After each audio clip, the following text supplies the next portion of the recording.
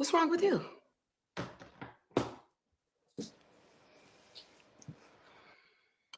Didn't I tell you to leave that mess downstairs?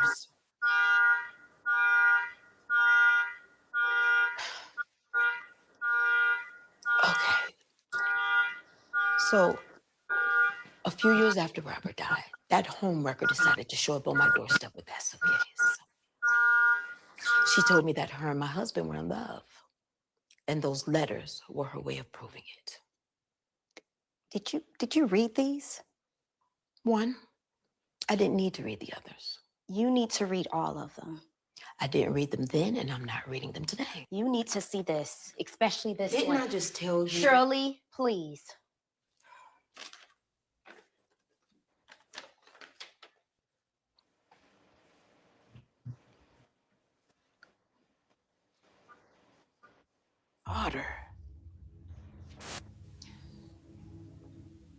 Daughter? I mean, an affair is one thing, but to have had a child with that woman is a whole other thing. It is. But I can't believe he never said anything about a child. Ooh. He really took that secret to the grave. How are you going to tell Angie? I'm not. Shirley, you can't be serious. You have to tell her. She's my daughter, and I believe that she's better off not knowing. Well. What is she better off not knowing? I can't hear you, Faye. What she's better off not knowing. I mean, that was a clip from Woman to Woman. That is the most popular movie on Tubi right now. That is directed by Tonja, the Shoe Lady Ayers, who I interviewed with several weeks ago. So please make sure you check that out. And so she is here, the star of that movie that plays Shirley. And so you see what that is all about. Please make sure you check out that movie, along with all the other work she has done so far. So I had to make sure that I put my bra on so I can introduce to you and to present to others Miss Krystal Monique, y'all.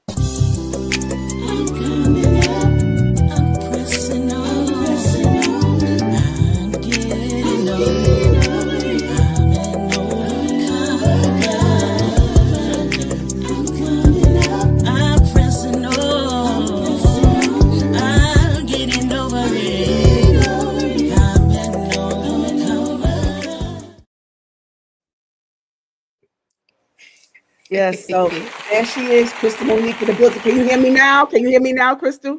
I can't hear you. I can hear the clapping. I can't hear you. Oh, wow. Okay. That's interesting. Now, how about now? You want me to go out and come back in? Yes, please. Okay, yes, I'll go out and come back in. Can you guys in the comments, can y'all hear me? Yeah, I heard Roland Rebel. Thank you for being here. Can you hear me though? Please make sure you if you're in the building, just even if you don't want to be in the chat too long, just let me know if you can hear me. You guys out there, can you just let me know? All right, thank you, Tony. Thank you. But it's so hard. It's like I want to resolve the issue, but I don't want to resolve it while I'm doing my intro. I just wish they could just allow me the opportunity to at least do the intro first before before we get to the bottom of the sound issue. That was my issue. Like, just wait till I do my intro first. Okay. All right. All right. Everything all right now? Everything is good. Everything is good. All right. But I was like, I wish you just would have waited until my intro. I'm like, they can hear what you were saying during my intro. I'm like, can you up? That's why I was like, can you wait? I'm sorry. I'm sorry. I don't even have my glasses on right now. I'm like, okay, she just wait. But you're not the only one that did that. I had this interview with Theo Wilson. He's all up in my intro. Hey, hello, hey. I'm like, oh. Yeah. And then the alarm car next door was going off. I'm like, yeah, right. I want the alarm car to go off. Like, I was like, y'all go. I'm gonna have to put y'all on mute while I do this. Right? You might have to. You really might have to. Yeah, but you two be acting up sometimes too. So I'm sorry about that. Yeah. No, you're fine. You're fine. But yeah, but I'm glad you're able to hear me now. And so thank you so much for being here. And thank you, Miss Stevie. Thank you. She said you both look beautiful. Thank you. And shout out to Roland Rebel. Thank you for being here. And so thank you so much. I mean, there's been a couple of reschedules. So, but but you're here. You're here with us right now. I am. So that's I good. am. Yeah. And we're gonna talk about, you because we talked about, your procedure and how image affects us as women, especially. So I definitely Yeah. want to put a pin on that one, because I Okay. actually spoke on that the day of the interview. I actually came on live and I spoke about that, Oh, okay. Okay. yeah. So yeah, hi Tukes. Yeah, so now so I always like to start but yeah, going into that clip. By the way, was your house used for woman to woman set? Because it looked like the house that was used in the movie. No, so that was actually one of Tanja's friends' homes. Oh, okay. That was the when she had did the interview with you. I think she had spoke about it a little bit. So that was actually the house that we used. Oh It's yeah, yeah. Because she showed beautiful. us. Oh, she Yeah, showed yeah. us some of like the studio rooms, and I thought that was so Yes. cool. That's like a little Yes. mini Tyler Perry studio. Yeah. Yes, it is. It really is. It's amazing what they're doing. Yeah, I Amazing. like it. Yeah, 'cause it looked like it kind of looks similar to that scene when you and Barbara were talking. Yeah, that's Oh, okay, the it looked kitchen just like part. Yeah. yeah. Yeah, so like I was saying before, you guys, those who are in the building, thank you so much for being here. I appreciate the support that I'm getting. Make sure you check out Woman to Woman. That is one of the most popular movies on Tubi right now. That's directed by Tonja, Steel Lady Ayers, who I interviewed with several weeks ago. Like I mentioned during the intro, that you hear Krystal speaking on. So I was trying to tell you all that. And I done messed it all up. Yeah, Lord. I'm not gonna let that go, right? I'm gonna still bring. I'm not gonna let that go, right? So, yeah, so please make sure you check that out. And so I want before we get into your journey as an actress, I definitely want to get into the beginnings. I love to hear about the stories, the backstories, because there was a backstory of where you started out in childhood. I'd like to take it there. Were you raised in a two-parent household, single parent, siblings, cousins, hopscotch, coming in after dark, ration out food, bunk beds, or did you come from a gated community? Did you come from a working class family? Did you come from a little bit more privileged? Like, can you give us some memories of that childhood? Hmm.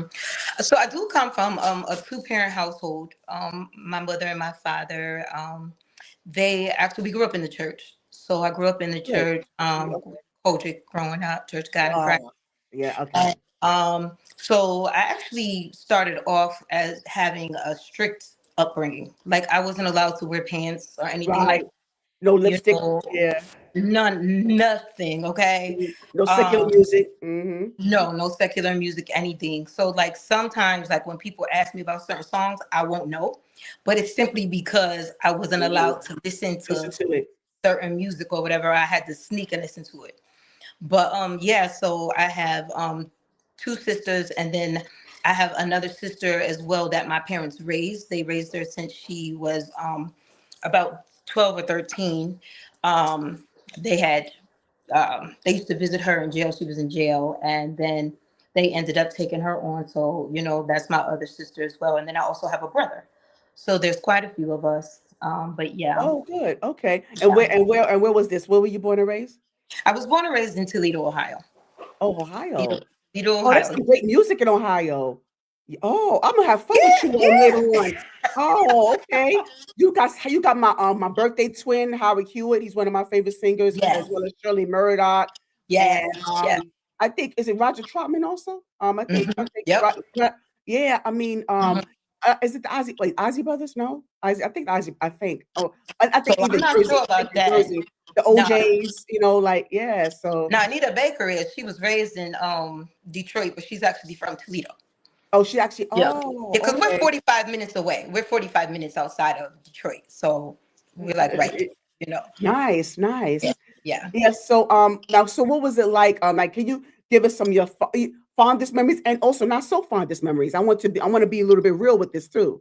Okay. Because it wasn't always perfect. We don't always realize. I know a lot of people say that they don't always realize certain things till they get older, which is understandable. But Mhm. we see things as children too. So I just want Mhm. to kind of give us a glimpse of some of those things that you was exposed to, that you grew up on.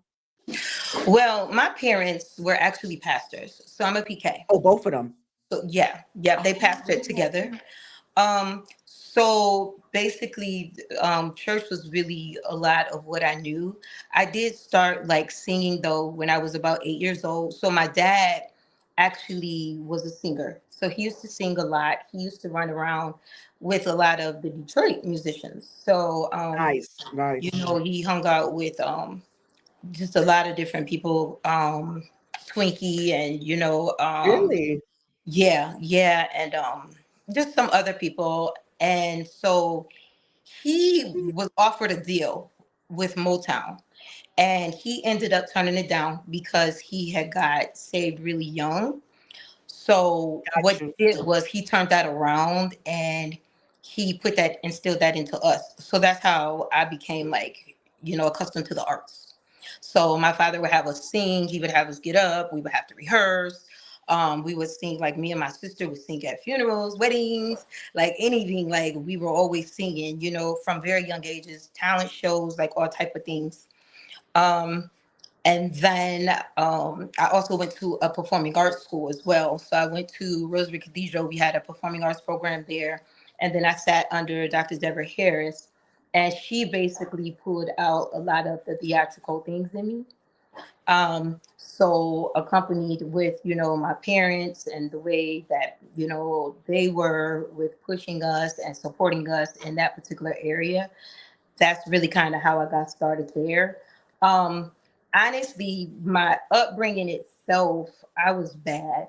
I was a bad You was a child. bad kid? I was You was, horrible. was you rebelling? I was just like that little girl that did any and everything, talked a lot. Like I would write stories, write songs, make my family sit down and listen to them.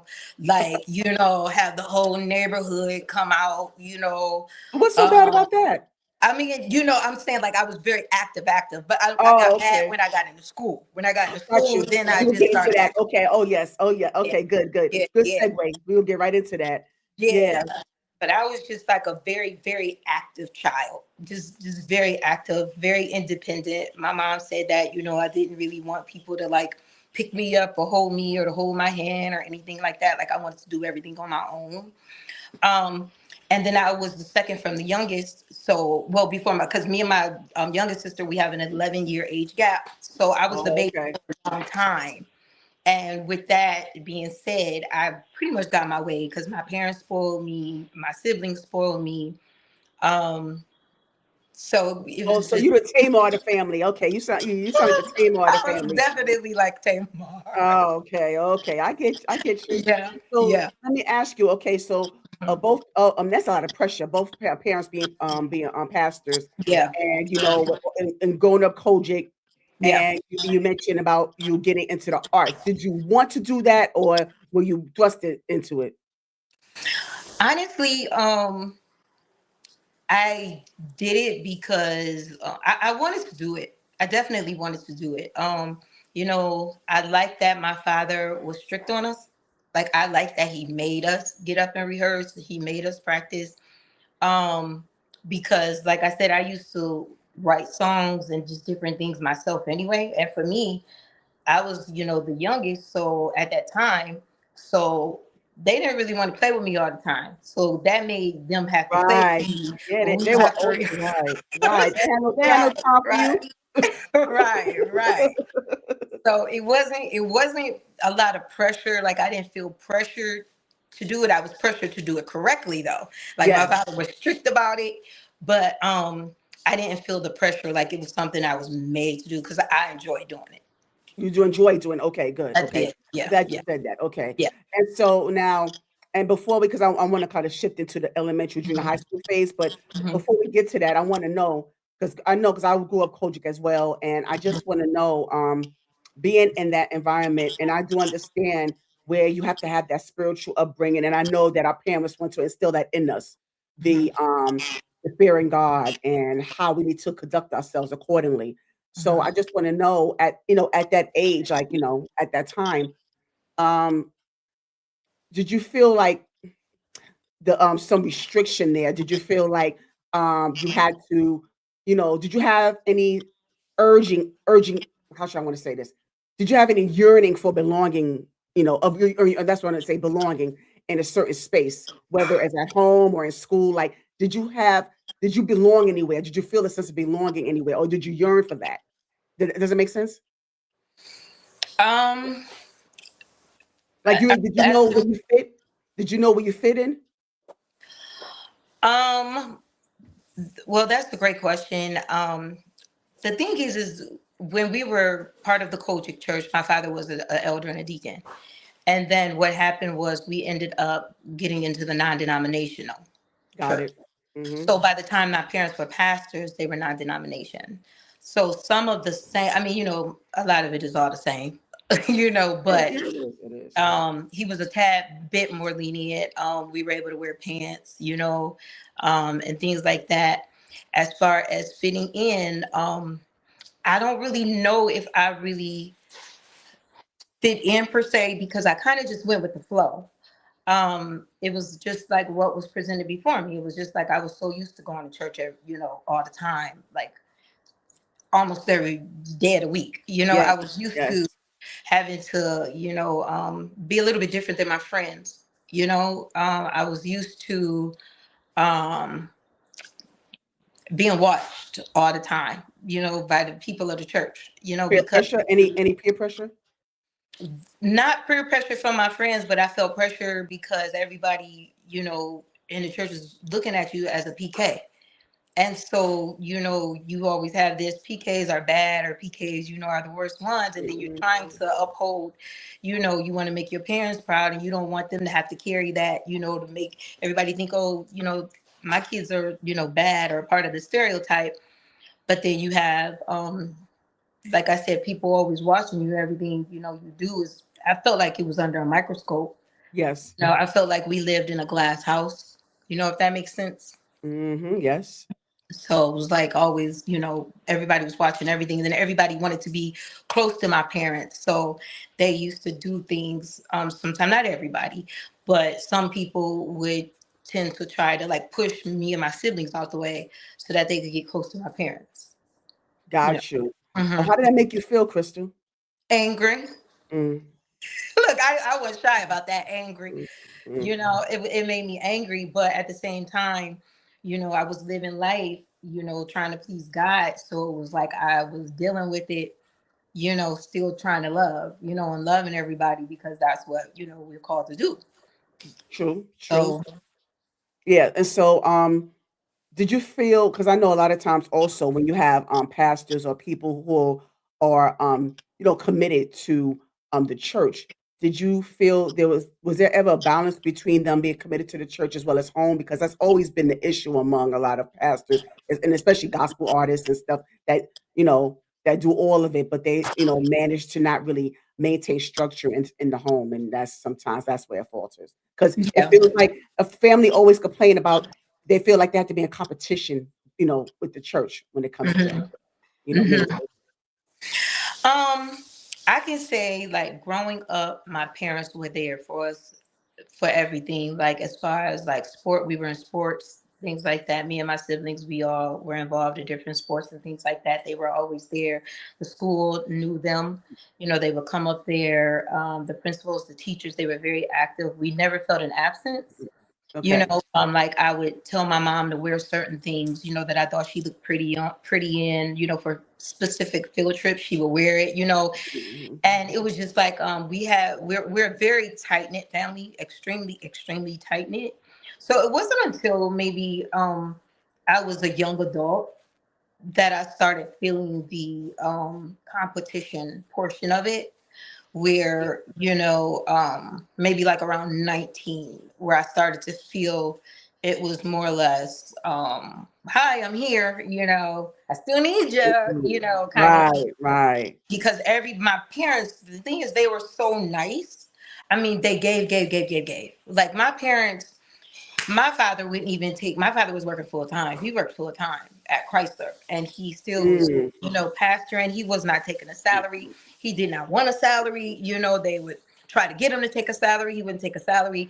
They would give the shirt off their backs to anyone. I mean, they opened up houses for church members that didn't have places to stay. And, I just remember them always giving, giving, giving, giving, giving, and there was, like I said, as I started to get into my adulthood, just a little bit, I did start feeling like, I do need you in some areas, you know, but I mean, sometimes I guess that's what you have to deal with when your pastor's No, yeah, child, girl. Right. Yes, yes. Yeah, I do understand that, but I do understand your position because you feel like, again, that's why I asked about the fitting in part, And Mhm, so you kind of answered that, in a more, mhm, you kind of expounded on what I was trying to ask. So thank you for that. mhm.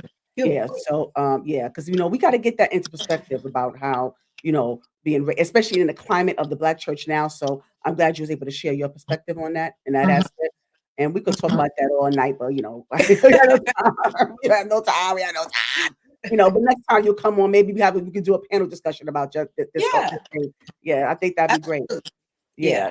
So definitely, definitely. And so now I want to get into the elementary and junior high school phase, which I feel like that's a epitome of self-discovery that we don't talk about, as I discussed, or they think it's just something that we just, okay, well, this is a part of our lives. We have to go through elementary, junior high school. Okay, but that journey is just it's much deeper than that because we have to deal with the acne, we deal with hormones and interaction with the teachers and who we aspire to be and or what we struggle with our inner selves, our insecurities, humping on the staircase, just being, curious about a lot of things. So I want to Yeah. know, what was your experience in junior high? And like, were you a shy kid, popular kid? Did you join any clubs? And what was your self-discovery at that time? So I was pretty popular. Oh, Our you were? family, Okay. yeah, I was pretty popular. Our family was popular in the city. So, Right, right. you know, Okay, the okay. city, the Yeah, they were city pillars. knew.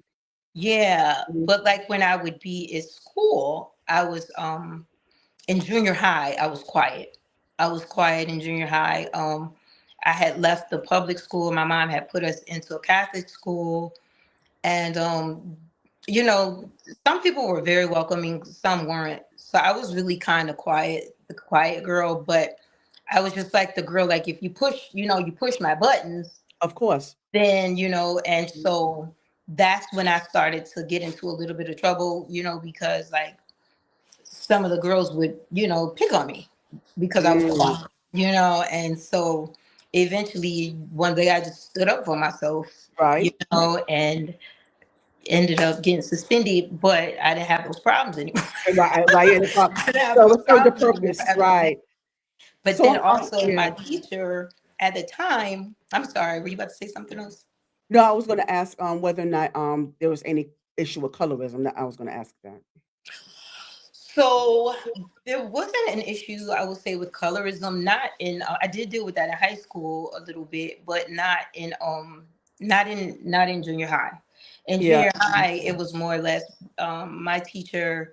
Um, she was very very strict, very strict, and she was over the performing arts. So she used to really treat me kind of like not good, like she didn't know I could sing or anything. And then one Mm, day she found out I could sing because I had auditioned for the performing arts program. And then after that, it was just like I became like one of her like prize students or whatever. great. So from that moment on, um, I didn't have any more issues in junior high Okay. because she just stepped in every step of the way and Okay. looked out for me, until I left and went to high school. Okay, there was a reason why I asked about that because a lot of times when you have a hard time with your with peers around that time, they always assume because you are a lighter hue that or you think you're better than, or you think you're all that, and they allow their insecurities to project onto you. That's why I asked about the colorism. Hmm. Yeah, Yeah, that's why I asked. That's the reason why. If yeah. you Yeah. So but why? Okay, so initially you said that the teacher didn't like you initially. Do you know why that was? No, I don't. She just she had a thing for people that were talented, and the people that weren't, she just treated them kind of, mediocre, like, you don't really matter. And Mm, like I said, I didn't She didn't know anything about me, so she treated me like that. Like she would embarrass me sometimes in front of the class, or Mm. just certain things like that. Um, with Yeah, I don't know why she was like that. To be honest, she was Uh, different. She was very different. And today I love her. I love her. Shout out to you, Miss Harris. all right. Shout out to But Miss Harris. but yeah, I don't know why she was like that, to be honest. But once she found out, like, I could do the arts, she was just totally different. Totally different. Oh, okay. So maybe that was that connection. That was that piece, that link that tied y'all together. Yes. Yeah. So give me some other things, some other memories between that time. We're still on elementary, junior high. I want to get a little bit of the memories that you had. Like, did you join the clubs? Did you play any sports, or did you join the band? Did you like I said, like did you hopscotch or jump rope like after school recess? Like, did you like give us a little bit of that? Oh, me and my sister, we used to always double dutch. Okay. We love to double dutch. The people in our neighborhood, the girls in our neighborhood, we would all, get together and double dutch, things like that. Um, we played outside a lot. Like we would build clubhouses, things like that. Okay, okay. We would play kickball at the end of the Yeah, street, and yes, when the street lights will come on, yeah, we had to go mhm, home.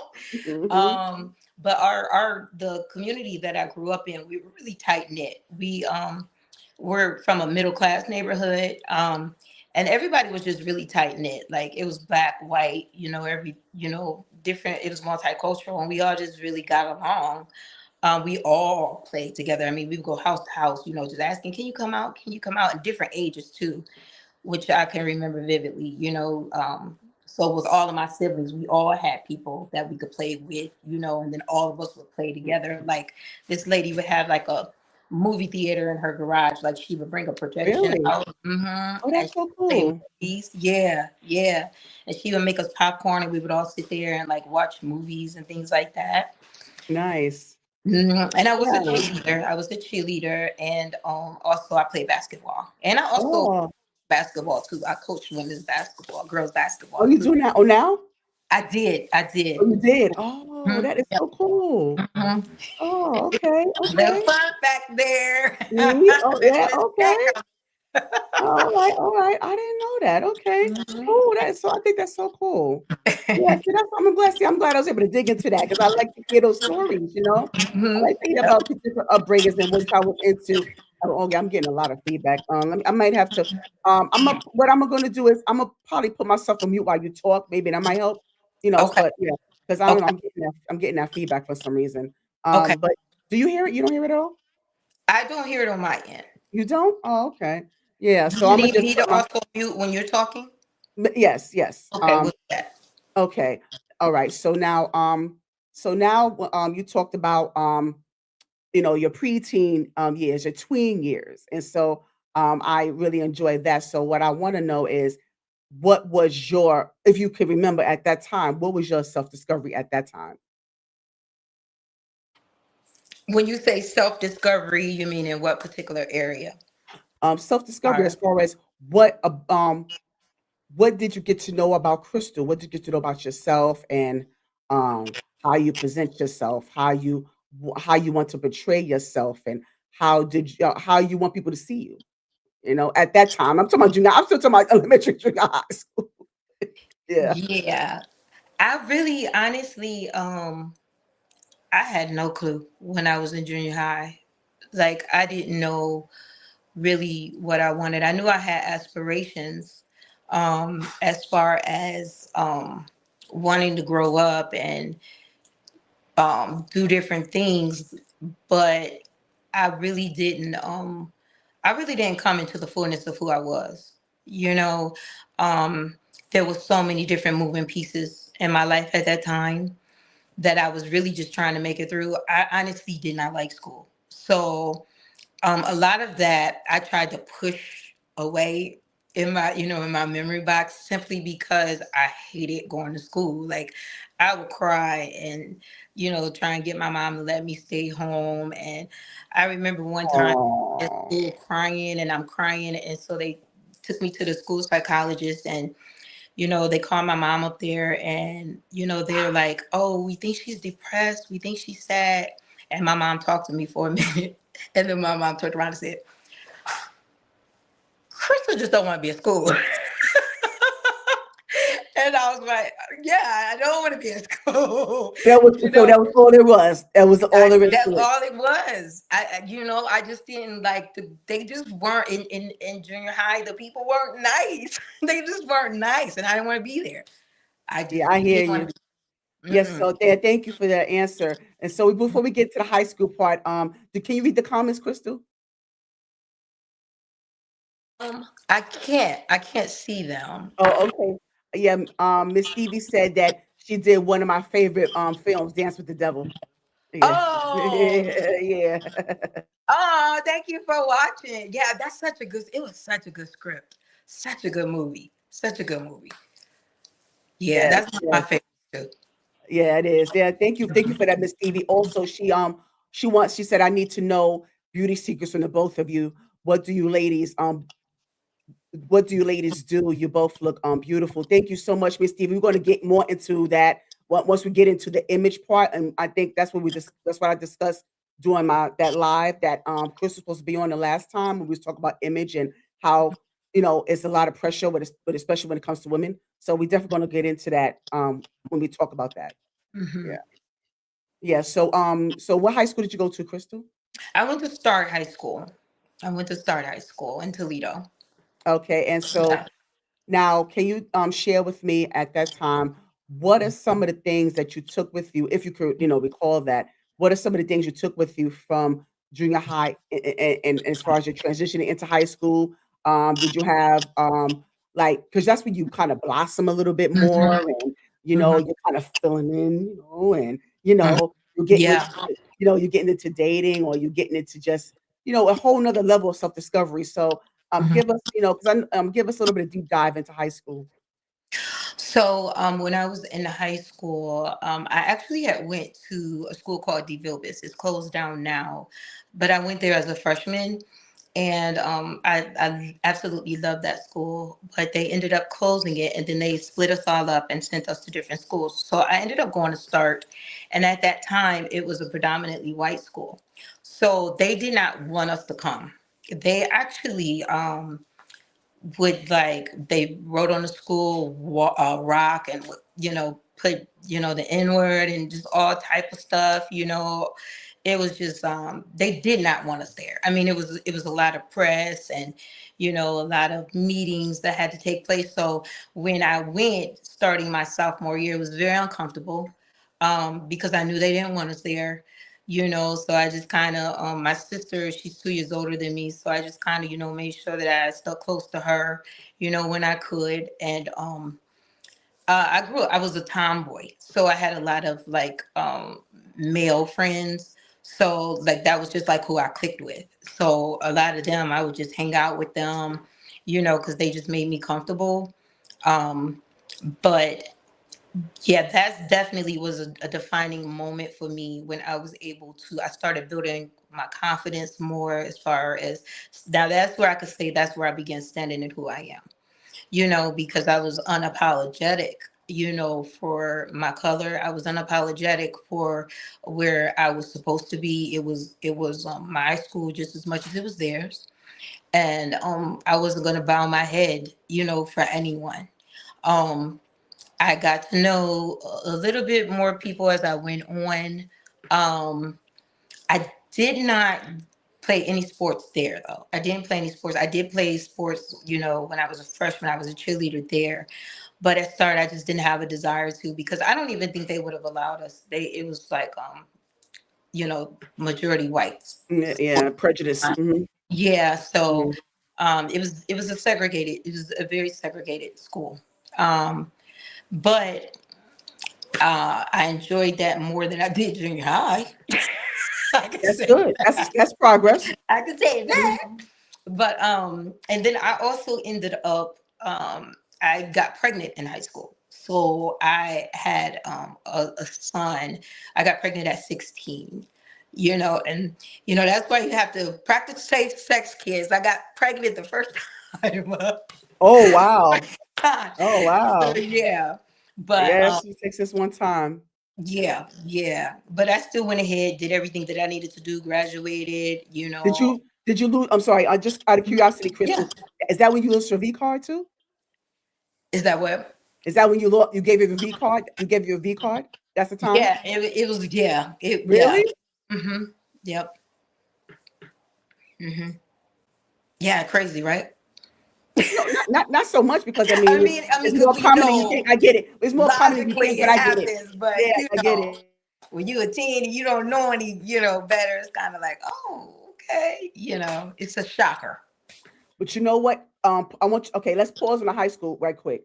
Mhm. Because I definitely want to touch on you being a teen mom, PK teen mom. I knew you was, I I, knew you it was know, I coming. mean, I had to hear this one. I gotta hear this. Go. So basically, I hid my pregnancy from my parents. So my parents didn't know that I was pregnant until I was 8 months pregnant. It was a long time. It was very stressful, very stressful. I didn't know what I was gonna do. Um, it was a time. I hid it from my siblings. Nobody knew. Um, two of my closest girlfriends, two of my best friends, they knew. They were the only people that knew, of course, and his father knew, and his best friend. But other than that, no one knew. Um, but then apparently it got out, so my parents, they just called me in one day. I heard them on the phone having a phone conversation, and they called me into their room. I went in, and then they just asked me, like, they just said such and such, which was a parent of one of the people I went to school with, said that you were pregnant. Are you pregnant? And at that time I just busted out crying. I said, yeah, I'm pregnant.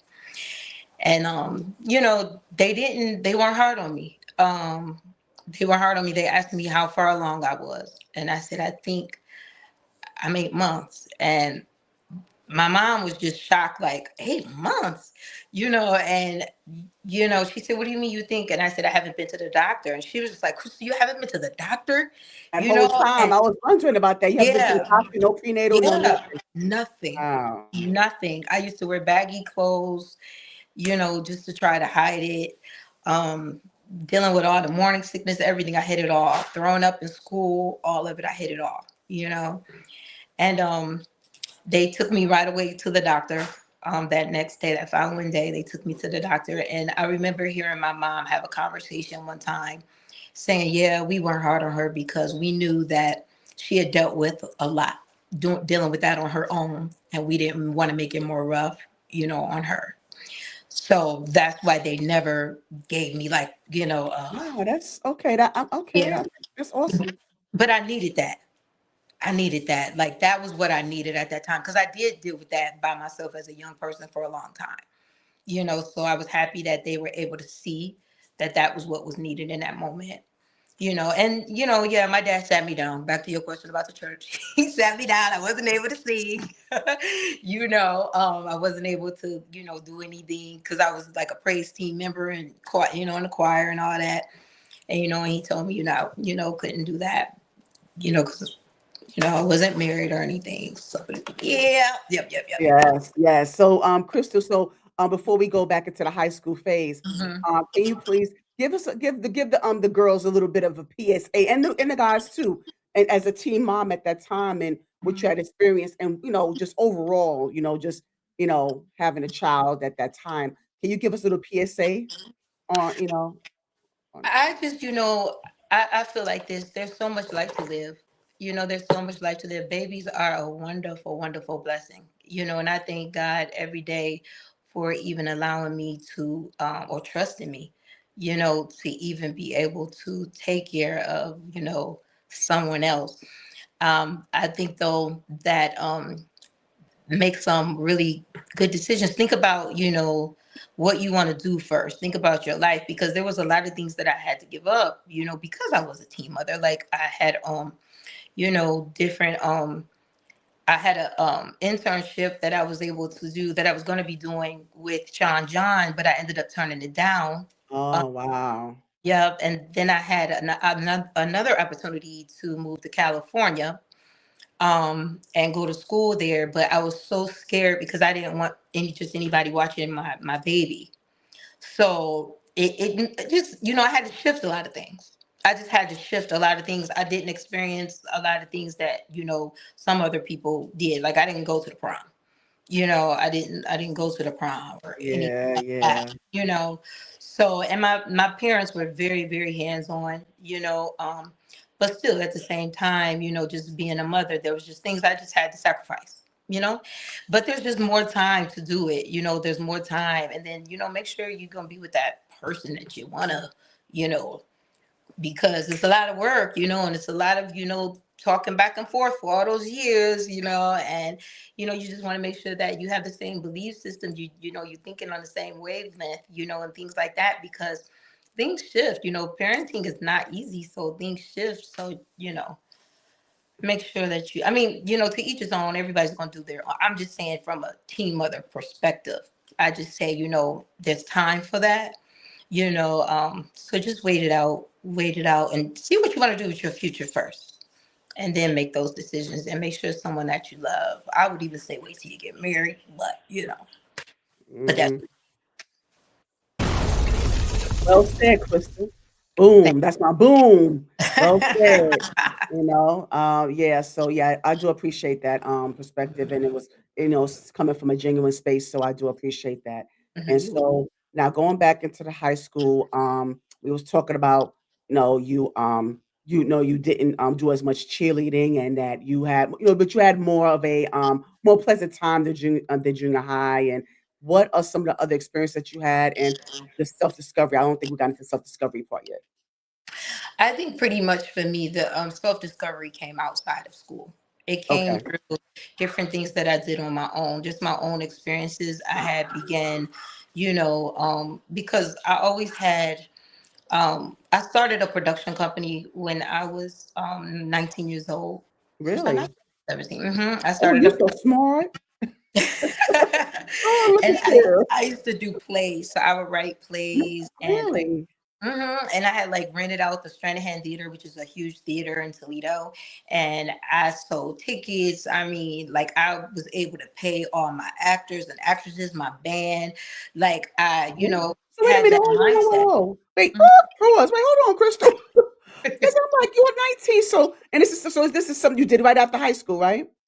Yeah. So how did it? I mean, so what kind of support did you get? What kind of like who sponsored? You got to get the sponsors, investments. Like, how did that come about? I did Yeah. it all on my own. I did it all How? on my own. Yeah, What give I us a little bit of a clip note. So how did that start? Because that's very important, by the way. How did that, how did that start for you? And when did you like what made you decide? Like, where did I come from? Like, give us some of the clip notes. Well, I will always like do different plays, put on plays and stuff at church and things like that. I will put on different plays and have the church people audition to be in my plays and things like that. Ah, Put on productions and stuff. And then eventually I just said, you know what? I could make money off this. And so one day I hired a girl to assist me. She became my assistant. I write, so I wrote the play. so Did where did you get the money auditions. from to assist? Would you have a part-time job at the time? That's what I'm trying to figure out. Like, how did you, Yeah, where did that well, come from? I started working at 15 because, like I Okay. said before, my Yeah. mom had said that I was always independent. So Right. I started working at 15 Gotcha. and I moved out the house at 18. So I was always like, wanting to do, my own thing.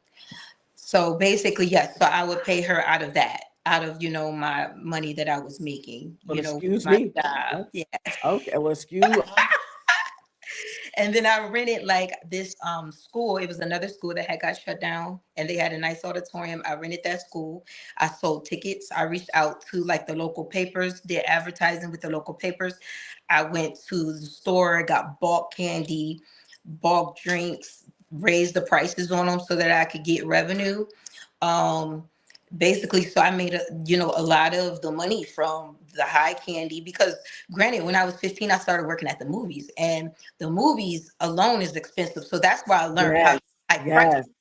So I knew Yes. I would pay because I worked at the movies, so I hiked the prices just like they did at the movies. and you selling $5 for a Snicker bar, they're not gonna go out. They're gonna get that $5 Snicker bar.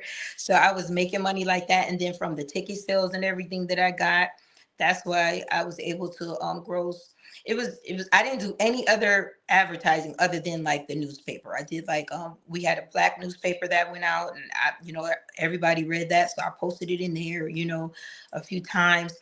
And then it was a nice turnout. I ended up making like my first time. It was like $10,000, but still, that was good to What, me. what you mean, 10,000? That is awesome. What you talking about? Don't downplay that, Krystal. You are 19 years old doing this. 19, 20. That's amazing. Thank you, thank What you. you mean? Oh, no. We're not gonna don't do that. No. But thank Yeah, you. of course, of course. I don't think Tyler Perry made that much in his first play. You were giving in his car at the time. You weren't. So we Yeah, don't do that. yeah, yeah. I always made a way. Like I was just always like that. I can remember like being young, wanting a certain Barbie doll, and my mom would tell me, "Okay, well, if you get the money, I would go and do like a lemonade stand outside." And the people would stop and buy my lemonade until I got enough money to buy my Barbie, and then I would go and get my Barbie. So it's like I've always had that. Wow, that, you know. amazing. You know what? You sound just like Nelson J. Davis. Shout out to him.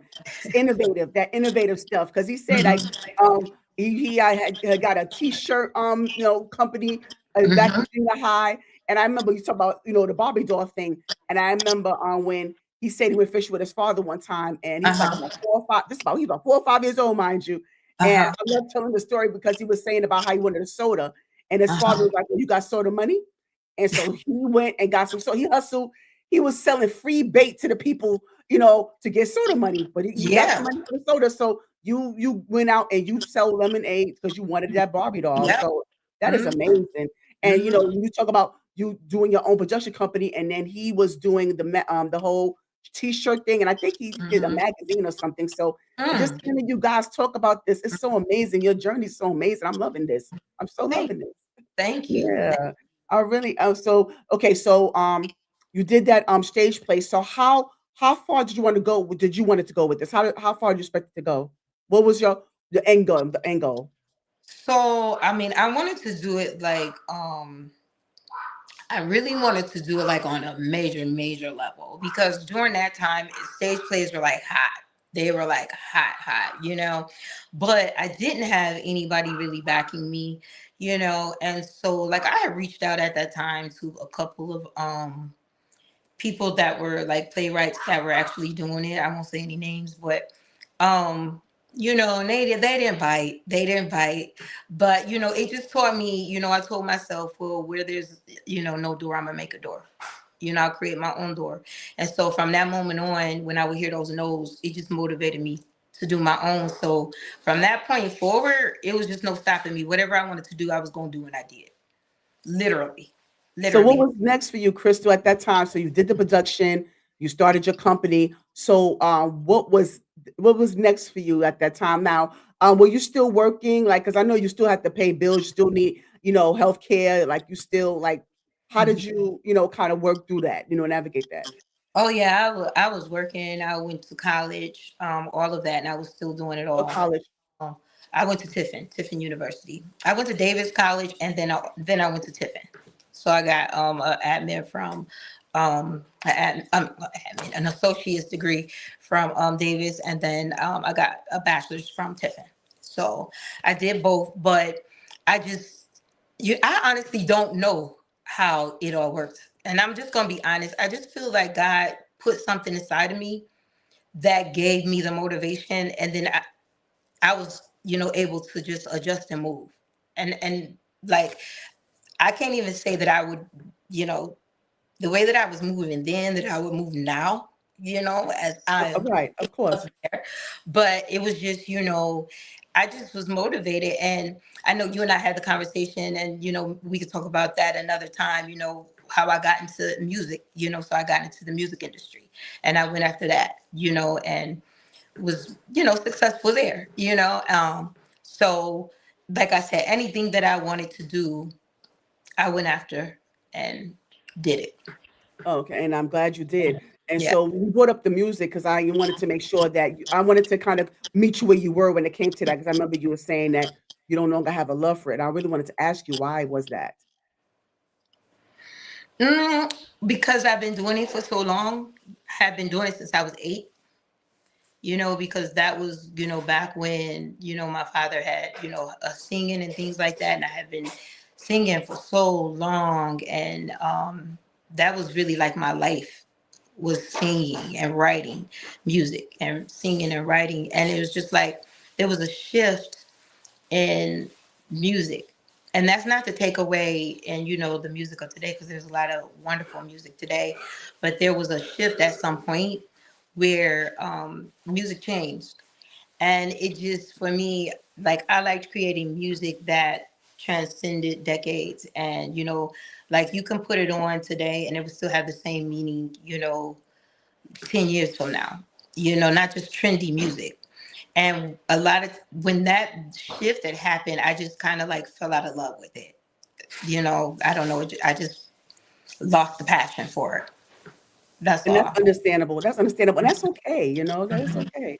Hmm. I mean, because passion comes in so many different forms. And now, Yeah. and I think the acting kind of took over that, lane for you. So, and I'm glad that you are where you are right now, Thank Krystal, you. because we see you on this big screen, Mhm. and it's so amazing the work that you do. And I don't care. Like, I know people might say we are all human, but I'm still going to fan out regardless, because it sit with so many of you wonderful creatives, that you took Mhm. the time to come to my little piece of platform and just Oh, discuss your journey with me. No, that's very humbling. I really appreciate that, because it's so amazing to hear the journey and to sit with you guys. So, I mhm. mean, and it's like, because I was talking to Sean Sinclair during this interview, and I was just like, seeing her, I'm like, and I'm like, say for instance, I'm looking at one of your movies, and I'm like, oh, I talked to her.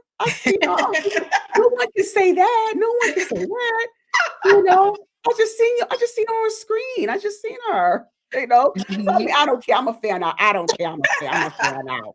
You know. No, and it's okay, because I like having these type of conversations, because I play so many villain type characters. Yes, yes. Because a lot of people think I'm mean, and I'm not mean. Right. No, I was gonna say that because that suits you so well. I can see you as a madam, like on All the Queen's Men. I can see you doing that. you know. And I think you and I felt like at first, I don't know if you ever saw All the Queen's Men. Have you watched it? Mhm. Yeah, And yeah. so when I first saw Eva, even Marcel playing that part grew on me, Mhm. grew on me. Because I didn't Mhm. really see her with that role. I Yeah. felt like somebody more seasoned should have been, you know. Mhm. So I Mhm. could see you doing Mhm. something like that. Mhm. So yeah, Mhm. so it kind of grew on me, but now she killed it. So yeah. Yeah, yeah, yeah, Yeah. she did. She did for sure. Have you seen H Block? Not yet, not Oh, you yet. gotta watch H Yeah, I Block. gotta watch. Yes, please make sure you look for H Spot. That's another one of Crystal's projects. Make sure you look out for H Spot. But like Woman to Woman, Stevie just mentioned, was it called Dance with the Devil? And Yep. I think you have something else coming up. You executive producer on a show that's coming up, right? It's Oh, like you some talking type of, about break a leg? Break a Leg. Yes, please talk about that. Yeah. So Break a Leg is actually an acting show that we're doing. It's I created it. I'm executive producing along with Murder Payne, and it is presented by UCall. UCall. So if you guys don't have the UCall app, go get the UCall app, because we have so much on there, and it's just growing. It's growing. Um, and yes, so basically it's a reality show, and anybody that because we get asked all the time, how can I become an actor or actress, and things like that. And so it's like, well, this is your opportunity. If you want to act, come out, send your information in. Right now we're doing online submissions, so you can send an email to breakalegSubmissions@gmail.com. Send your information in. If you follow me on Instagram, you'll be able to see the information, or Moolah Films, you can go to their Instagram as well, and the information is there also. But myself, Kia B, and Chris Collins, we're the judges, and we're going to be judging the talent there. I don't want to give away, what we're doing, but it's different. It's very different, and you are going to want to tune in. Is all I'm going to say. You're going to want to tune in, because we're taking it and we're doing it a totally different way. Yes. Okay. competition. So, and then whoever wins, a male and a female, they're going to get, the opportunity to film, with you Wow. call. So it's a big Nice. deal. I love It's a big that. deal. Yeah. Oh, okay. That's a great concept, Krystal. Yeah. Congratulations. Thank you. Thank Yeah, you. I love that. And so please make sure I'm gonna have also the information on under the description box as well. So please make sure that you check that out. And if you want, you're more than welcome, Krystal. Please come back up to promote this. Have the your other colleagues come on if that's okay. Okay. If we can actually get together promote that a little bit more. You Absolutely. know? Yes, Yeah. I'm definitely looking forward to that. I like that. Yes, I mean, because I think that allowing people to platform, that's what I like about Tubi. And I know we say all kind of shady stuff about Tubi with the Mhm. acting and some of the writing, some of the movies, but some of us can't help but to watch because it gives a free platform Yeah. for a lot Absolutely. of filmmakers and artists and to showcase their talents and their work. So, you gotta love it. Absolutely. Absolutely. For Yeah. sure. For sure. So now can you tell me throughout your career and you have had a journey and I know it's just beginning. So I want to know what are some of your who are some of your inspirations As far as, as as far as acting. acting, music, in the arts period. So, my biggest inspiration, I've been a fan of um, Lynn Whitfield. I absolutely love Lynn Whitfield. Like, she's just so amazing to me. Um, so I'm a huge fan. I'm a huge fan of Julia Roberts. um, Oh, okay. No, okay.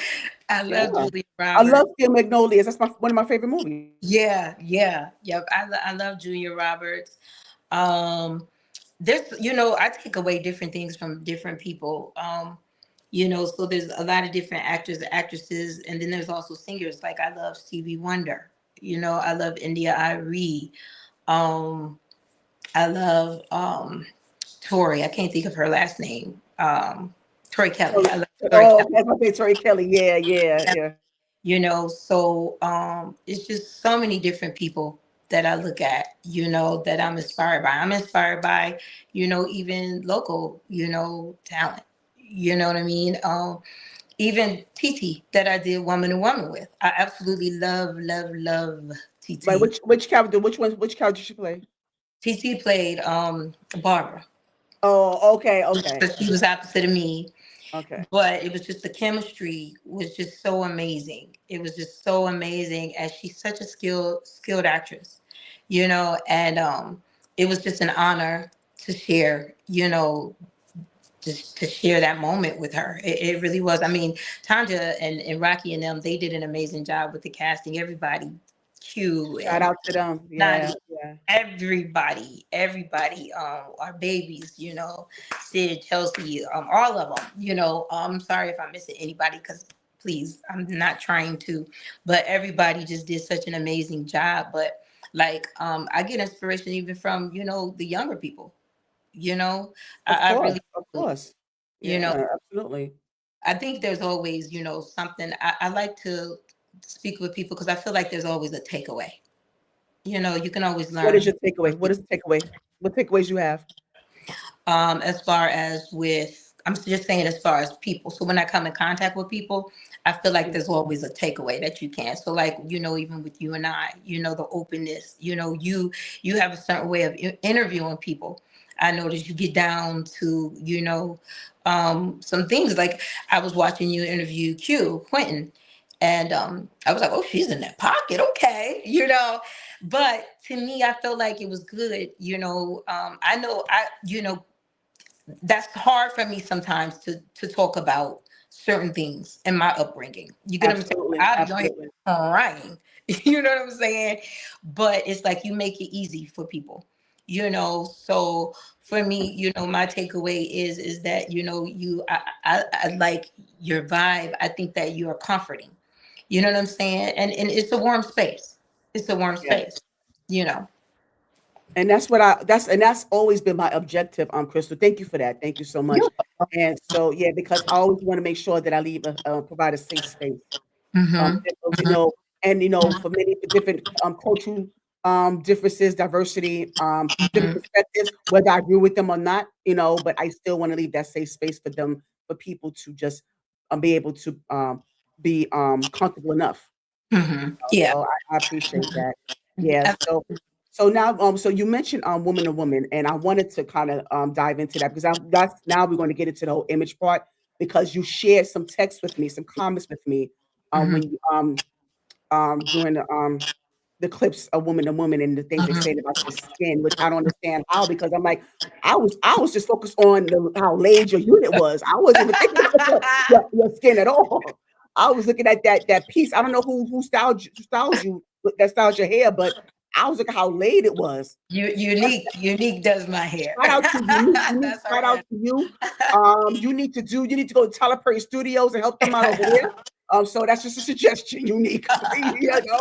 All right. But no, I was loving, but you grace the screen. I mean, the Thank camera you. loves you so much. I mean, Thank because you. you're still, you're beautiful regardless. So I didn't know why they were so zoomed in on Mhm. the blemishes. So can you share more about how that made you feel that at that time? Well, I think too, because so I have done quite a few films. It's just that I look different in the majority in everything I'm in. For some reason, I look different, like because my Right. hair You look color. younger now. Actually look younger now than, like when you look, it's on screen, because you're Mhm. playing like if you look playing a certain character, you're gonna look more mature. But you Right. look good now. Correct.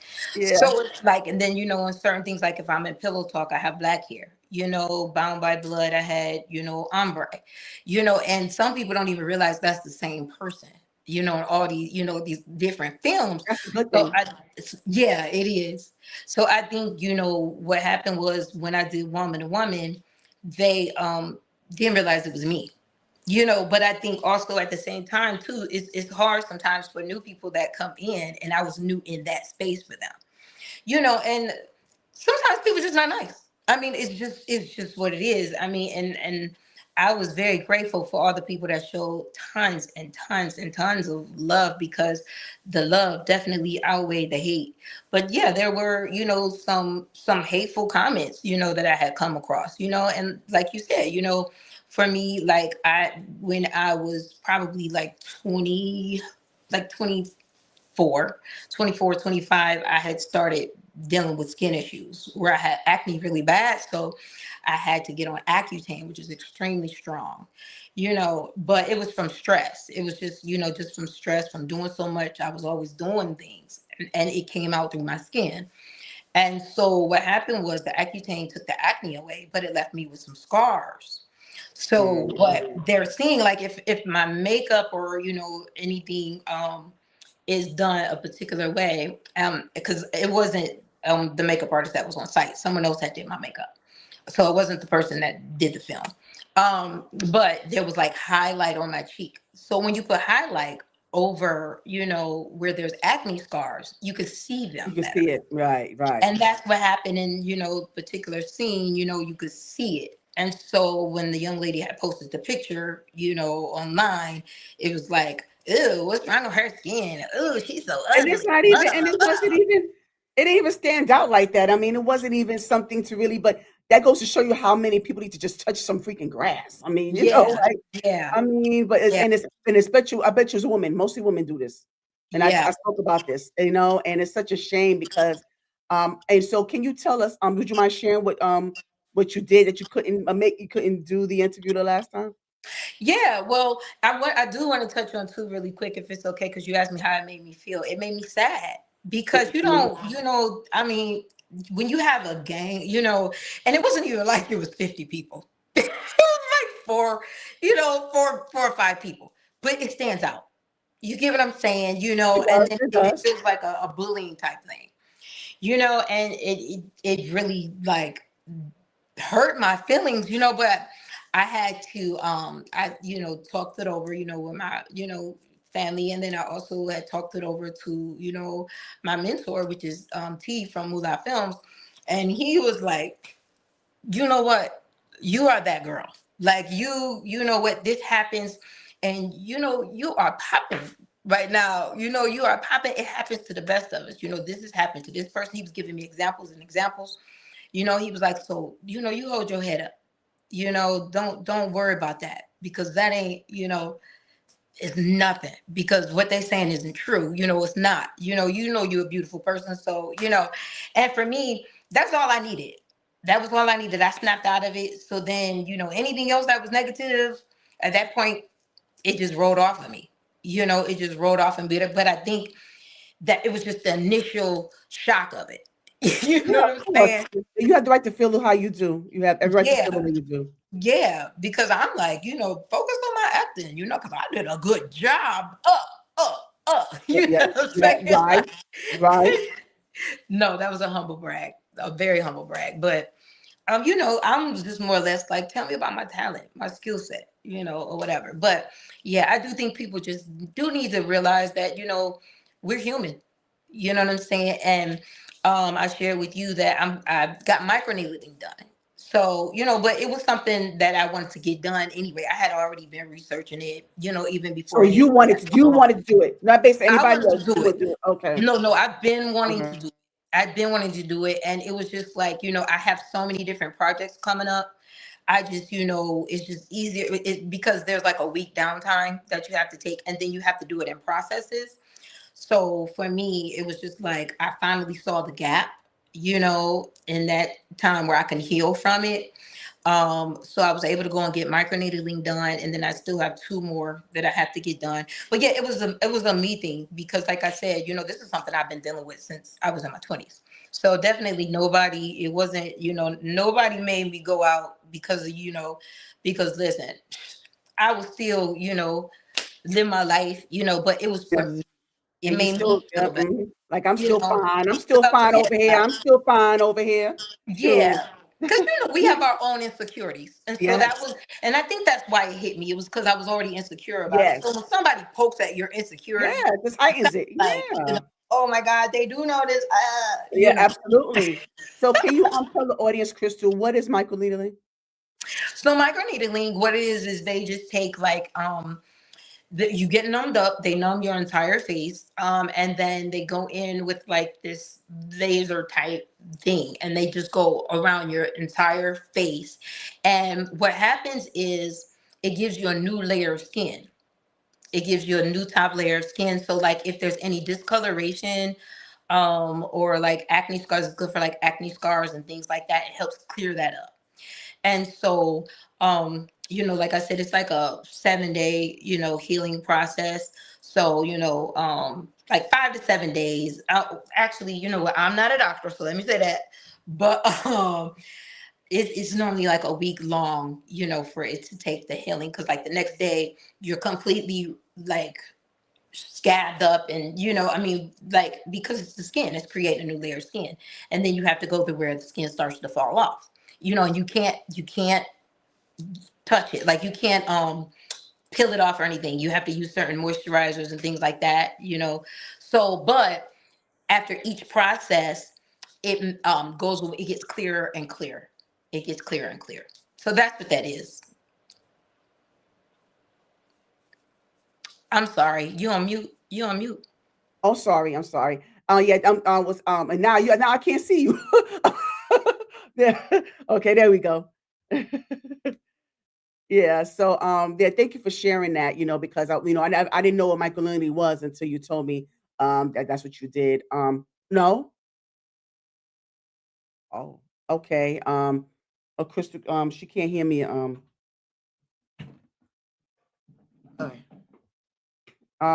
Is it still now? All right. Yeah, she's gonna go out and come back in. Now? 'Cause I can't hear you either. I can't hear you. Mm-mm. Okay, so yeah, technical difficulties. We know that happens a lot. So no, and she just got through describing the micro needling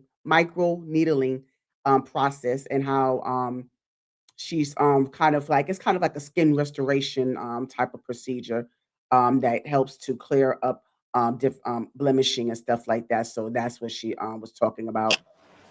Can you hear All me righty. now? Yep, yep, yep. Okay, perfect. And I see okay, okay, there go another crystal. All right. Oh, something just happened where I Yeah, can't hear you. I know, I no. heard something click and then you went out. Oh, I'm still out. You still no Huh. still. Yeah, I Oh, can't hear you. I don't know. oh, because I was Let me I was taking the go second. out again. I'll do it again. Okay, I was taking the second crystal out. Okay, so yeah, she'll be back. All right. So we were just talking about just you know how your image is seen to the public or certain people who need to get some business for themselves. So but so I think I really appreciate her for being transparent about um, her blemishes or some of this issues, acne with her skin, and the steps that she is taking to remedy that. So we was getting into that. So I wanted to also get more into um, Okay, all can you right. hear me? Yep, I hear you fine. Okay. All Can you right. hear me fine? I can hear you. Yeah. Okay, great, great. Like I said, it happens, happens, this is nothing new. It's not our fault, technical issues happen, so we get it, you Yeah. know. But I was just saying that I appreciate you being transparent about your trying to like kind of like a skin restoration type of thing. So I Yeah. really appreciate you sharing that with us. But I also wanted to get more into, how you as especially you as an actress and you being on camera and Hmm. how image, especially as Black women, women in general, I'm gonna say Black women, but but how is it? How much pressure do you have to maintain a certain image? You know, in the industry. Oh, I think there is. I do think there's definitely pressure. I think so. I mean, my answer may be different than someone else's, but I think it's because there's so much competition. You know, there's so many people that want some of the same roles. So, um, I think like as far as just I always say stay true to who you are. Like if you just like worry about yourself as far as what you're doing, what you put in your body, you know, um, just trying to present your best self, then that's really what matters because there's nobody like you. You know what I mean? There's nobody like you. And like no matter, who else comes along, they're still not you. And I try to encourage people too sometimes because they'll be like, well, I don't get booked, and or that this and this and this, and I'll tell them like, trust me, there's somebody that is looking for you, because if I ever get a no, I'm not going to be upset about it because of the fact that I take it away as my takeaway from that is I just wasn't what they needed. They needed something different, and I'm True, good true, with it, you know, true. because they know in their mind what they're looking for, when they're, casting for a role. So maybe, I just wasn't that, and that's what I just try to, encourage people. So that way it takes some of the weight off of the whole, I got to be this, I got to be that, I got to be this, because there's times where we need skinny people. There's times we need larger people. There's times we need, different, skin tones, I mean, somebody that just has a different look, you know? It's just like you come in and you just, I can't even really, maybe your facial structure is just different. It's like, oh my goodness, you would be perfect for this. You know what I mean? So there's definitely pressure, but I think, when you're true to and genuine to yourself, you won't allow that to drown you. You could kind of drown that out. Yeah, I agree, and that's very well said. So, Crystal, do me a favor. Can you give me like, and I know this is going to be hard to do, but can you give me a condensed version of a day in the life of an actress? Well, normally for me, I get my stuff prepared like the night before, everything that's needed. Well, I actually start preparing way before, to be honest. For me, like if there's certain wardrobe that I need, I may start like a month out and just start, ordering certain things, that I know that I'm gonna need for that character. And then I prepare, all of my carry-ons and everything that I need to take with me to set. I have my set pack that I take my bag, and then I'm normally doing my lines. I'm running lines. I become the character before I hit the stage, like, before I'm on set. So basically a lot of times I'm walking around the house responding to you in a certain way. Um because I need to, make sure that I envelop that. So because I laugh a lot, which you probably have noticed, by me playing some of the roles that I have that are ongoing, like Missy from H Block. Missy is she's not a nice person, but she doesn't talk much. She talks more with her face more than anything. So for me, I do that in real life. So a lot of times if I'm preparing to go into Missy mode, like I'll look at you a certain way. Like somebody's talking to me, or my kid or something is talking to me, and I'll kind of look at them, you know, and they're like, "Mom, oh, okay." And like it's getting into Yeah, character. Yeah. and I'll just go into that to try to, so I'm not jumping into her, once I get there, So for me, that's how I prep. That's how I prep, and then a lot of that is even funny, and I'm going to definitely get back to what you're asking, but it's even funny because a lot of Shirley that and I thank Tanja so much for allowing me to also be myself, with that character. She gave me a lot of leeway. So I actually pulled Shirley from the way I used to treat my sister, because How did you treat your sister? I was that menace. Like I was the youngest. So I used to tell my sister, "Oh, yeah, when I grow up, you're gonna be my maid." You know? And my mom would be like, "Krystal," I'd be like, "She is No, gonna be." you didn't. And I'd be like, "She's gonna be my maid," you know, you know. But me and my sister are like this. We're like this, and so I used to joke with her like that, So she knew. So I would like go into that, because that's just me being silly.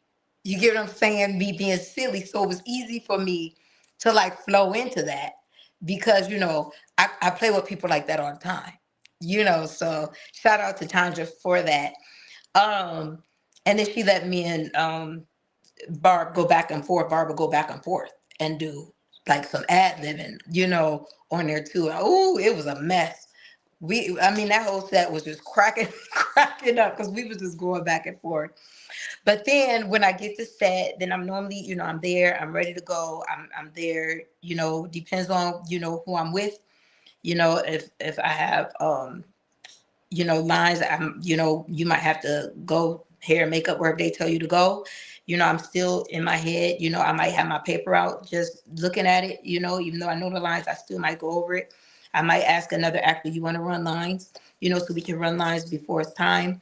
Um, and I'm really like, and then from there it's just business. It's just really just business. You going, you filming, you're doing it over and over and over. It's not as easy as people always think it is. You have to do different angles. You could be saying the same thing 20 times because you sitting there, you got to say it, you got to deliver it the same way, then they got to get an angle this way. You got to deliver it the same way. They got to get an angle that way. You got to deliver it the same way. Then they got to get your partner. You got to do it the same way. Then they got to get their angles. Then they might have to get back angles. You're doing this nonstop, and that's Yeah, what you don't yeah, see. yeah. Hours, hours and hours. So, and you're going. You get a break. You get lunch, and then it's back to it. And then it's like, all right, let's go. We got to get back, and then you on it and on it. And so it's a lot of work. It's a lot of work. So um, that's pretty much what it is. It's just nonstop movement. I mean, you may have some times, depending on what set, because every EP is different. So you may have, some sets where you laughing, in between or something like that. And, there's some sets where, they might not want you to laugh. They want you to get in and get out. So I just go according to whoever hires me. Whatever they do, that's what I do. Whatever they, how they want you to flow, that's how I flow. I always respect that. I respect whatever their rules are. I make sure that I try to maintain my professionalism. you know um I don't like get caught up in, other little things. I try to, kind of sometimes I kind of get in my own little space so that I can, just stay focused. You know what I mean? Um, that's pretty much it. I mean, and you do that for hours, Yes, yes. So when people have to work like 14, 16, 18 hours a day, yeah, that's what Crystal is talking about. So now can you explain to me what is your approach towards getting out of character? Because so a lot of actors struggle with that. And I was talking about this to William Swift, shout out to him, and we was Mhm. talking about the Heath Ledger situation. So I want to know how how do you get out of character? Mhm.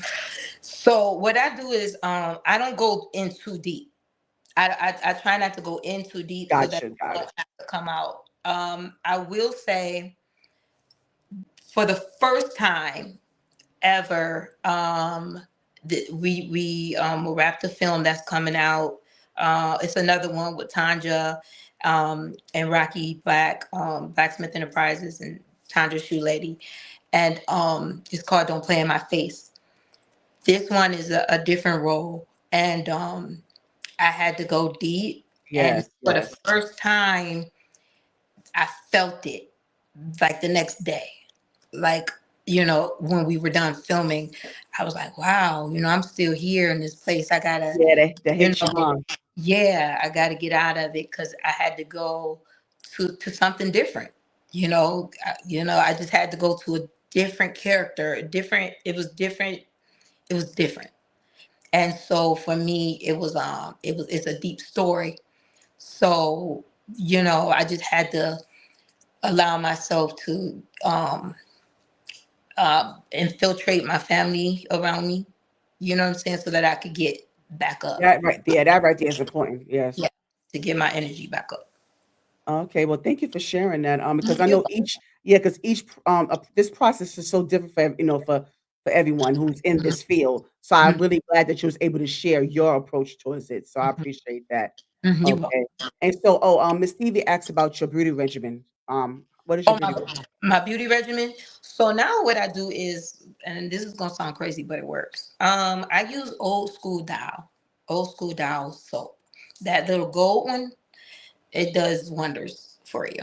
They probably won't even tell you this, but it does something for your face, and it's just been so amazing. Since I've been using it. So I wash that. I wash with that in the morning and before I go to bed. It's very important to always take my makeup off. I take my Yes, makeup please do off. that.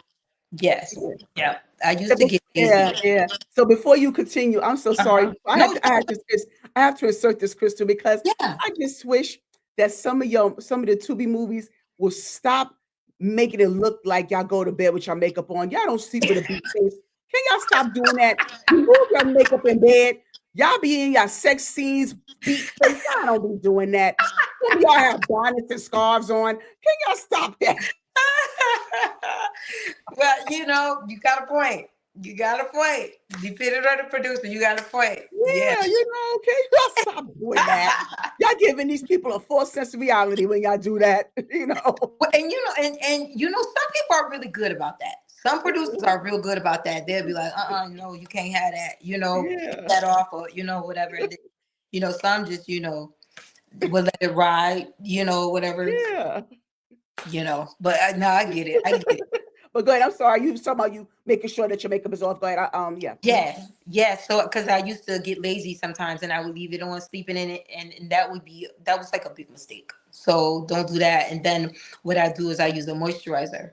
So I use Cetaphil, and I put Cetaphil on, and then I've also started using the sunblock.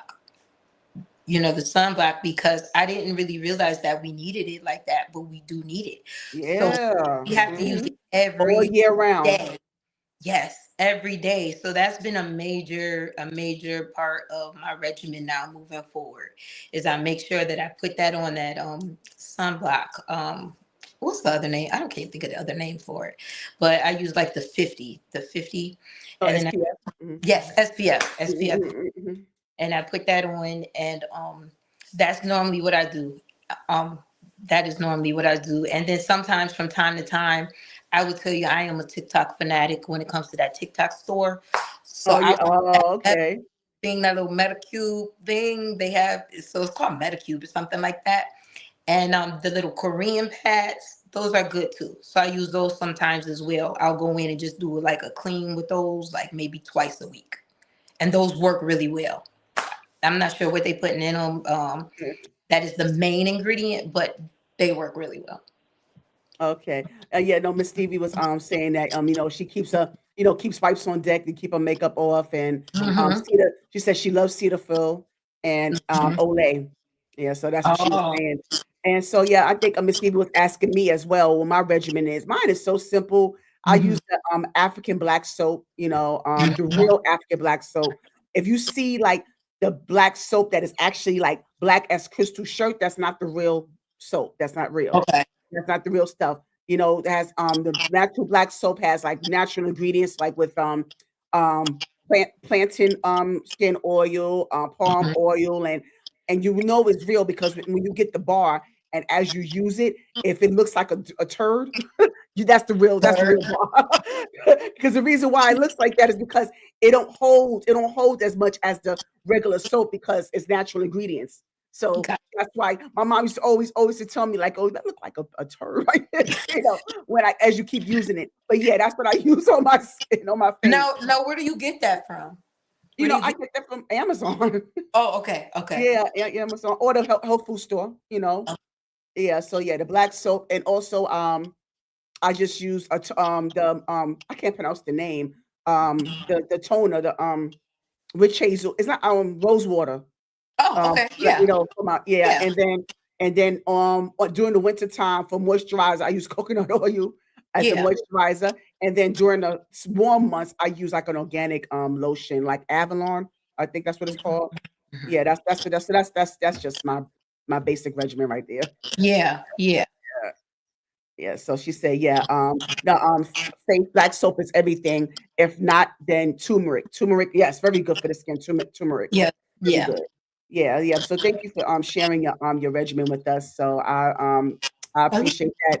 And thank so you. but I also wanted to kind of like go over because we unpacked so much, Crystal, and I thank you for that. You sharing your Yeah. journey as an innovator and also as and also a marketing guru when you said about how you had your own production company at a young age and you was able to, price gouge your candy so you can be Yes. able to be successful in it and you gross $10,000 and like I know Mhm. you downplayed it, but no, you shouldn't because that is awesome right there. So you was able to be so innovative in your journey and Thank when you got it to into the acting space as well as the music and you. all Mhm. these things that you was able to accomplish. I just wanted to make sure that I gave you your flowers, Thank you. because you definitely deserve it. Thank, thank you Yes, so I much. definitely want to give you your props. I definitely want to do that before, we Thank, leave here. But I also want to have some fun with you. So remember the script. Don't forget the script. But oh yeah, let me yeah, put before that. we get into that though, we're going to get into that in a minute. But before we get into that, I want to do a little bit of this or that with you. All right. This or that. Okay. Yeah. All righty. Here they come, yo. Here they come. All right. This or that. So I'm going to come up with random stuff, and you can't plead the fifth. You can't choose both. I'm going to come up with two things that you have to choose one or the other. Okay. All right. Okay. Okay. So I'm gonna start with the skin, because I know we're talking about beauty stuff. So, Elf or Mac? Mac. Okay. I know. Mhm. I had a feeling. I had a feeling. Blonde or brunette? Oh, ooh, brunette. H spot or woman to woman? I Oh, know. you I can't got do you. I that to got you. me. I got you. Oh Yep. man. I you. I had to. I have to say H back because Missy is like I've lived with Missy. Missy is like one of my favorite characters ever. Oh, okay. Okay. Yeah, yeah. All right. So, But I love Shirley. yeah, oh, yeah, yeah. Okay. Now we love Shirley too. In our own little unique way. All right. So I'm gonna do a little bit of old school with you. I'm gonna do a little old school. All right. Charlie Wilson or Jeffrey Osborne? Charlie Wilson. Oh, that's what my boyfriends too. That's what my Love Charlie boyfriends. Wilson. All right. All right. All right. So Israel Horton or Jonathan McReynolds? Israel. Yeah, okay. All right. I'm gonna be messy now. Oh no. I'm gonna be messy. I'm gonna be messy. Okay, you know, because it's going on. Okay, so Jamal Bryant or Brian Karn? Really? Oh man. And you said I can't plead the Nope, All absolutely not. right. I'm gonna go with Jamal. Jamal Bryant. Jamal Bryant. Jamal. Okay. Jamal. And speaking of Jamal, Walmart or Target?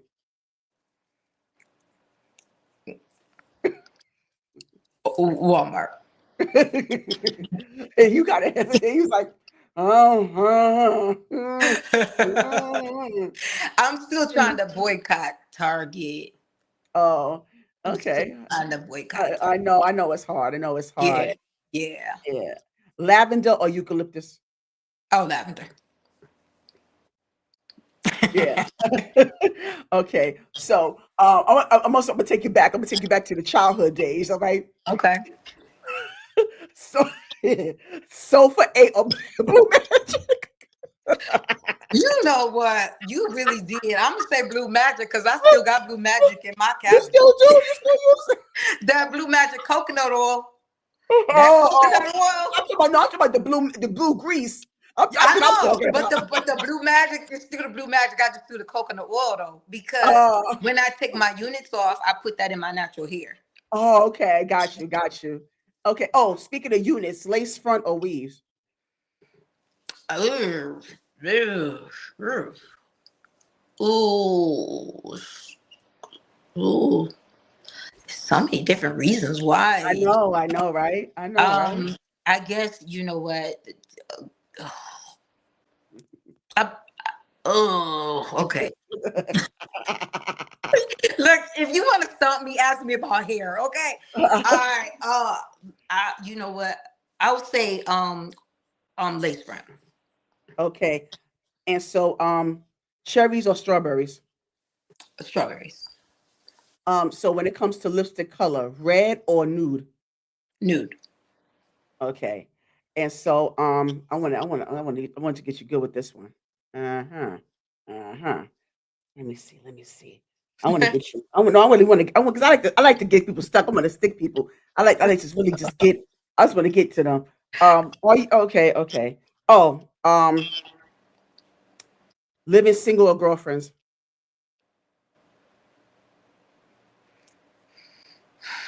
Um, Maxine Shaw, Living attorney at single. law. Yeah, yeah, yeah. Yeah. Okay, okay. Eh, So blouses or button down? Blouses. Okay. So now when you and I like to ask this question for some reason. You know, and people think it's weird, but cereal, cereal first or milk first?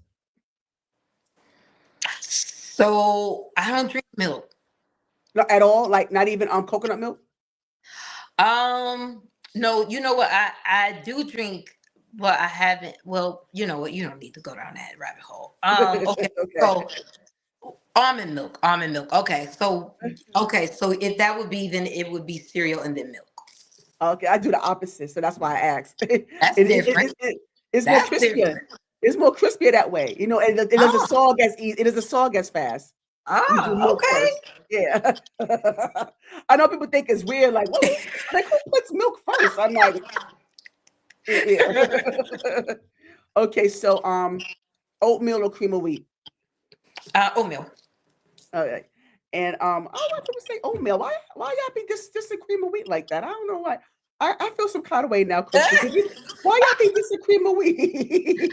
never really ate cream of wheat like growing up. I didn't really like it growing up. No? Mm-mm. Okay. All right. I get it. All right. I'll let you slide. I'll let you Yeah. slide, you know. Okay, so now which one you After Party by Coffee Brown or You Called and Told Me by Jeff Red? Who? What's the second one? You called and told me that you wanted to leave. I don't know that. Okay, Krystal, give me your black card. Give me. Wait a minute. to me. come on. Give it to me. Give it to me. Don't you remember? Give me your black heart now. Let's rewind the beginning of it. You remember I said there's some songs I don't know. Yeah. Remember I said Yeah. because I wasn't allowed to listen to Oh, okay, I understand that, but still, but that one. what year did that come out? Like that was in the 90s or late 90s. It was a club hit. Why do I not know that? I don't know that one. Okay, I'm gonna do another one. Okay. I'm gonna do another one. But listen to that after this. Yeah, Okay. you probably it'll jog your memory when you listen to it.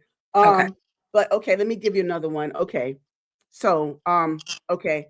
I'm you're familiar with I'm For Real by Howard Hewitt, that song? Yeah. Okay, I'm For Real by Howard Hewitt. Mm-hmm. Or God, I can't remember the name. Do What You Do, Jermaine Jackson. That was a jam. I like Do What You Do. Yeah. Okay. Yeah. I almost forgot it. Okay. Yeah. So yeah, that was good. Good. All right. So now, all right. So get your scripts. I'm looking forward because I love to do this segment more often. So thank you for doing this for me. So get your script. Okay. And remember where I told you to start from. So I'm gonna start first, and then you get. It's like I think it's first for first. So I had to pull it back up on Okay, no problem. the iPad. So right. which line did you say to start on now? I think it's time to set things straight because the beginning part is they're monologuing back and forth. They're talking. So they start at they start at the I think it's time we get this straight. I think it's time we get this straight. I don't want to get too much away because they're supposed to guess what it is. That's why. That's the purpose of this. Oh, okay. Well, let me hold on. I'm trying to. It was easier when I was finding it on the phone, but on this, hold on, wait. This one. Yeah, that's all right. You know, it's familiar. You need to. It's not. Oh, okay. I got it. Got it. Mm-hmm. All right, Krystal. So.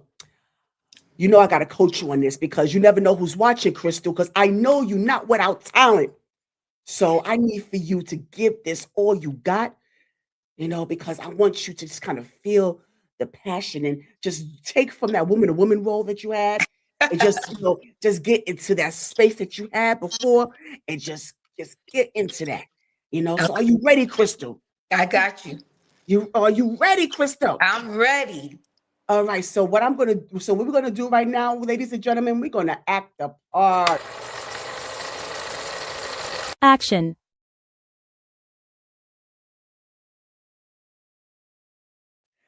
Action. I think it's time we set things straight, okay? See, I got see now I can't even see.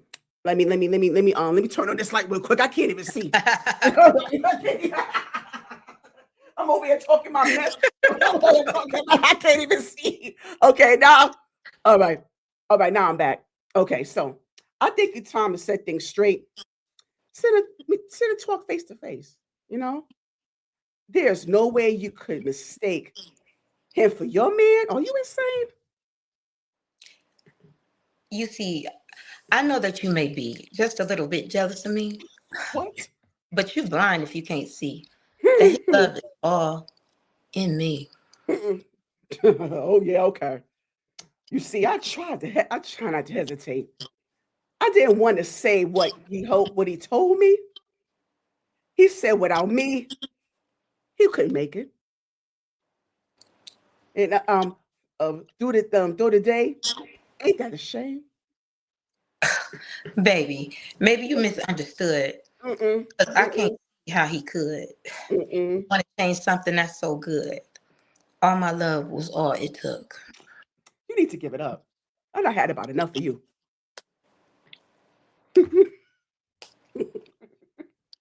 It's not hard to see.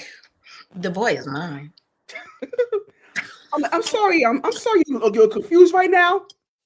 But he belongs to me. The boy is mine. You get that. Must you do the things you do, you keep on acting like a fool. You don't need to know it's me. Oh, you need to know it's me and not you.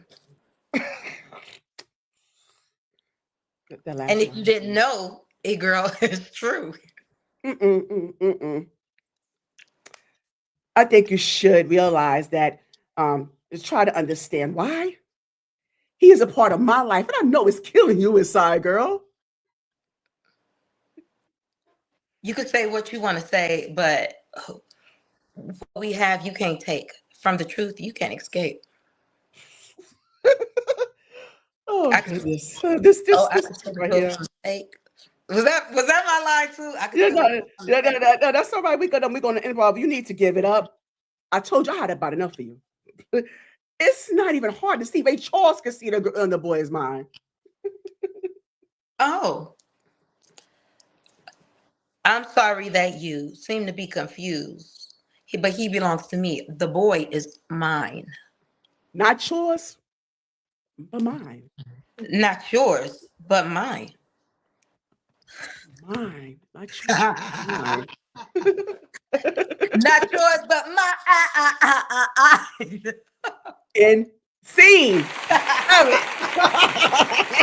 That's Krystal Monique, y'all. I did a scene with Krystal Monique. That's what I'm talking about. No, that was fun. That was fun. You're like, oh, good, good. I'm glad. I'm glad you said. Yeah, that was because Stevie always gets it. See, Stevie always gets it. Yeah, she always guesses it. But you need to see the ones I did with other actors I had on here. It was I'm so gonna I have to love look. it. I'm I gonna have to love go it. back and watch. Yeah, I just did one with Stephen Allen Davis. I don't know if you're familiar with him, but I just did an interview with him this past Sunday, and we did one. Okay, okay. Yeah. I'm gonna check it out. I'm gonna check it out. Yes, absolutely. But thank you so much for playing with me, Krystal. You did such a great You're job welcome. on that. You're Yeah. So welcome. now these are these final two questions that I love to ask before we wrap up, right? Okay. And so I enjoy the answers that I receive. So this question here, Krystal, if you had the opportunity to have 5 people at the CDA table, dead or alive, who would they be and why? I need the why for each person. Um, it would be my mom and my dad because I always want to honor them. I always want to be around them. But no, but so it says two, so one for mom, one for Yep, dad. that's one, two. Oh, hmm And then um Jesus, because I want to know if I'm making it in. yes, yes. So I would love Jesus to be at my table. And I would have to say my grandma Claire, just so that I could ask her some questions, about growing up. Some things that I don't think got answered. And You know, okay, okay, I would fair just enough. her. And then my grandfather, because my grandfather passed away when I was a baby, so I never knew him. I didn't get. I was like one of the people, like one of the youngest ones, so I didn't get a chance to have a relationship with him. Nice, nice. Okay, I love that. I like that. And straight to the point. I like that too. And so this question, I take from the late James Lipton from Inside the Actor Studio. So, Krystal Monique, when you enter into the pearly gates, what would you want God to say? Well, I want him to say, "Well done. I am so proud of you." Mm. And even though you you almost didn't make it, but you made it, girl. Like you barely made it by the skin of your teeth, right? Yeah. I sincerely want God to be like Be pleased. pleased. Yes, For sure. absolutely. I Yeah. like that. I like that. Yeah. Yeah, I like that. So, but I really, Krystal, I just want to say again, I really want to give you my sincerest gratitude for really, offering up space for me, space and time for me. I You're really welcome. appreciate it. Yeah, You're welcome. absolutely. Thank you for So inviting me. absolutely, yes. I mean, and I'm glad you answered. I was hoping that you would have. I'm really glad you accepted. I'm glad you accepted. Yeah, and so I want to know, is there any final words you have for us? Um, just thank you for supporting. Thank you for having me. And make sure you guys check out Break a Leg. Make sure you guys download the UCO app. Check out Age Block. I mean Pillow Talk. We got one that just dropped. Ivy. Check out Ivy on UCO. There's so many more. But follow me on Instagram, Krystal Monique 1. Krystal with a K, Monique 1. The number 1. Mhm. So follow me, chat it up with me. Yes, absolutely. And yes, and thank you so much, Christian, with your thick accent. I really appreciate all of that. All of that. I was loving it. I was sitting here loving all of that. Yes. It is big. It is. Yes. I love it though. I love it. Yes. So thank you so much. And ladies and gentlemen, this is Krystal Monique. God bless you, ma'am. God bless you too. Have a All right. wonderful evening. All right, you too. Bye-bye. Yes, Krystal Monique was in the building, y'all. She was with me. She spent some time with little old me. So I thank you so much for spending time with us. And so I hope that you enjoyed the interview. And I really am grateful for her presence here. And please make sure you check out her work. Support these wonderful creatives out here who are just doing the damn thing and doing it well. We need more support. We need more backing, and so I really hope that you are continue to support us. And thank you so much for tuning in. So let me see. Today is Wednesday, so hopefully I'm going to have my little commentary in between. But in the meantime, in between time, please make sure you tune in next week Wednesday, where I'm going to be having Boss Babe award-winning actor Carl, aka K Star. He's also a recording artist as well. He is in the cast of Chasing Atlanta, as well as the Scene ATL. That's just the first season just wrapped a couple of weeks ago, and he executive produced that along with his partner JT. So please make sure you come into the building. I'm going to make sure that the flyers are up as well. So please make sure you tune in for that interview. So hopefully, like I said, I'm more, you never know, I might pop up, you know, within the next couple of days, get my little take on something, and I'm gonna, announce something as well. So make sure you tune into that. And I really hope that you enjoyed today. Those who was in the bushes, those who were um in the going to catch the replay, those who are in the live on real time. Thank you so much for your support. Thank you so much for your engagement in the chat. Shout out to each and every one of you. And let's just do what my girl Tamara says. And comment and share. They'll make you aware. Faith is the substance.